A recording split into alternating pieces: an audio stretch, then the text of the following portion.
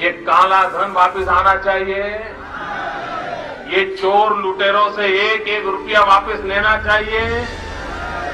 इस रुपयों पर जनता का अधिकार है कि नहीं है?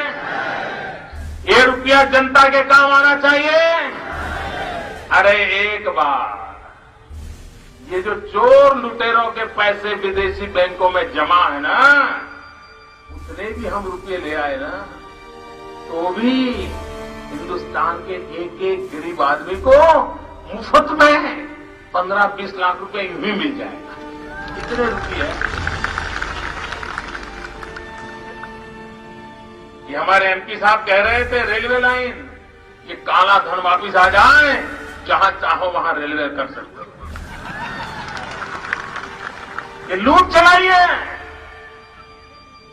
और बेशर्म होकर के कहते हैं सरकार आप चलाते हो और पूछते मोदी को कि कैसे लाए।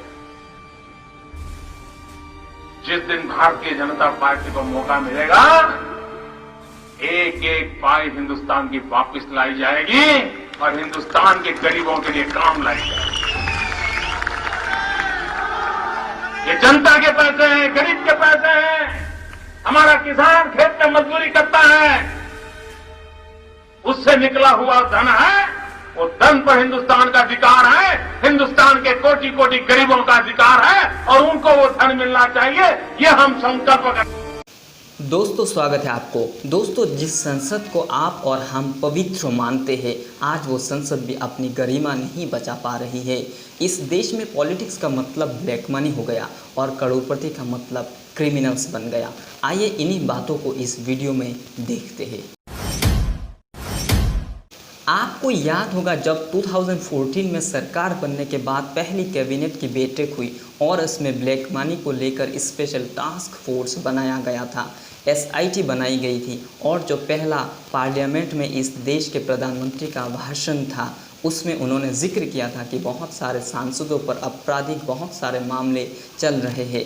एक साल के अंदर ये सभी मामले को कम से कम निपटा देना चाहिए और निपटाने के बाद 2015 में सांसद के अंदर सभी पार्टी पाक साफ होगा।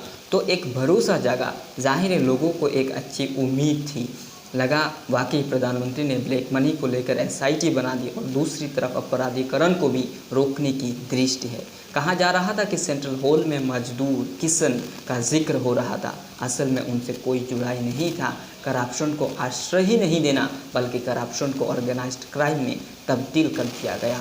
2014 में मनमोहन सरकार थी और उस समय BJP ने पार्लियामेंट के अंदर बाहर लगातार हमला करती थी। वो कहती थी कि ब्लैक मनी वाले का नाम क्यों छुपा रहे हैं और पता नहीं उन्हें क्यों लगता था कि ये लोग सत्ता में आएंगे तो सारे नाम सामने आ जाएंगे, सभी जेल में होंगे और उससे इस देश में ब्लैक मनी आ जाएगी। 2018 तक इस देश में 45,000 ब्लैक मनी की केसेस सामने आई। आपने ज़रूर सुने होंगे SIT, CBDT, IB, RAW, ED, CBI ने इन सभी ने जांच की है, लेकिन एक कभी नाम सामने नहीं आया है इस देश के भीतर में। और तो और ब्लैक मनी को लेकर सभी ने अपने अपने आकलन देना भी शुरू कर दिया। सुब्रमण्यम स्वामी कहते थे कि 120 लाख करोड़ ब्लैक मनी है, बाबा रामदेव जी कहते थे 500 लाख करोड़ ब्लैक मनी है। CBI ने अपने तौर पर कहा कि 1038 लाख करोड़ का ब्लैक मनी है। उसी तरह SSL के मुताबिक 120 करोड़ का ब्लैक मनी है। हर कोई ब्लैक मनी की जानकारी तो दे रहा था, लेकिन किसके पास है, किस रूप में रखे हुए है, इसका कोई जानकारी नहीं आए। 2009 में इस देश के पार्लियामेंट में क्रिमिनल आरोप से ग्रोसित MPs की तादाद 30% थी। 2014 में वो बढ़कर हो गई 34%। उसी समय पहली बार मोदी जी इस देश के प्रधानमंत्री बने, जिन्होंने अपराधीकरण के खिलाफ बोला था, ब्लैक मनी के खिलाफ बोला था, भ्रष्टाचार के खिलाफ बोला था और आशा जागी कि कुछ तो ठीक होगा। ये आशा धूमिल इसलिए हो गई क्योंकि 2019 में जब और बड़ी जीत के साथ वो आए तो उसमें 43% क्रिमिनल थे। कहने वाली बात यह है कि जो लोग करोड़पति होते हैं वही क्रिमिनल होते हैं। मौजूदा वक्त में पार्लियामेंट में 234 लोग ऐसे हैं जो कि आपराधिक मामलों से प्रभावित है। 2014 में पार्लियामेंट के अंदर 185 एमपीज आपराधिक छवि के थे जिन पे केस चल रहे थे। मौजूदा समय में सीरियस क्रिमिनल केसेस 159 के खिलाफ चल रहे हैं। 19 ऐसे हैं जिनके खिलाफ क्राइम अगेंस्ट वुमेन के केस चल रहे हैं और 3 ऐसे हैं जिनके ऊपर रेप के मामले चल रहे हैं। उसमें एक बीजेपी के, एक कांग्रेस के और एक वाईएसआर के। 2019 के 539 एमपीज में से 88% एमपीज करोड़पति है।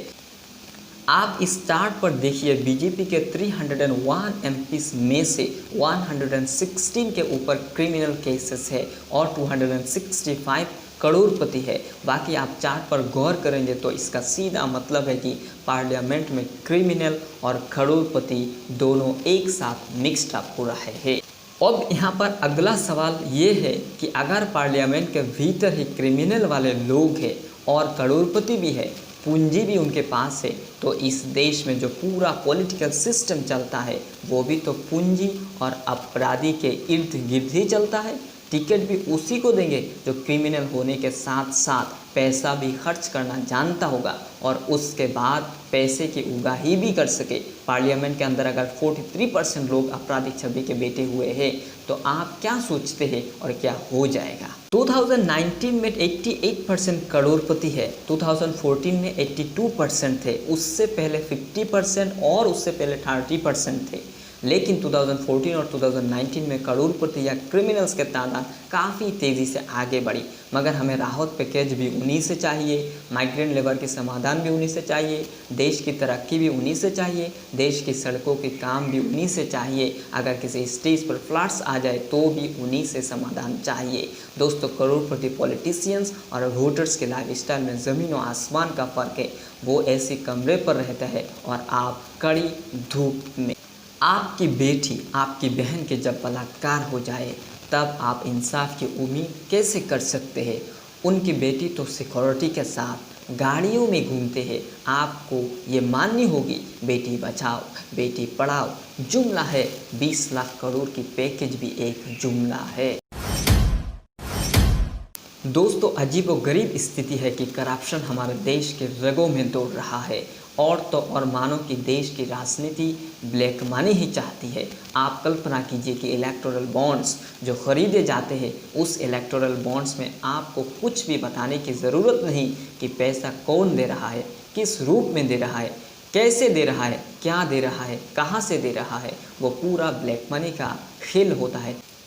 सरकार ब्लैक मनी को रोकना चाहते हैं, मगर ब्लैक मनी रोकने के लिए इलेक्टोरल बॉन्ड एक हिस्सा है। 2019 में इलेक्टोरल बॉन्ड के ज़रिए कलेक्ट की गई 6000 करोड़ में से बीजेपी के पास गया 4500 करोड़। सबसे ज़्यादा पैसा खर्च किया जाता है मीडिया पर। मीडिया ऐसे ही सरकार के बोल नहीं बोलता, मीडिया को खूब सारा पैसा दिया जाता है। आपके मन में एक सवाल ज़रूर होगा कि करप्ट आखिर है कौन।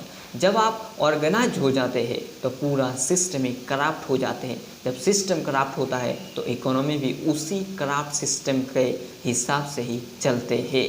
दोस्तों, उम्मीद है यह वीडियो आपको काफ़ी इन्फॉर्मेटिव लगा होगा। इस चैनल को सब्सक्राइब कीजिए और इस वीडियो को ज़्यादा से ज़्यादा शेयर कीजिए। मिलेंगे इस तरह के और एक इन्फॉर्मेटिव वीडियो में, तब तक के लिए शुक्रिया।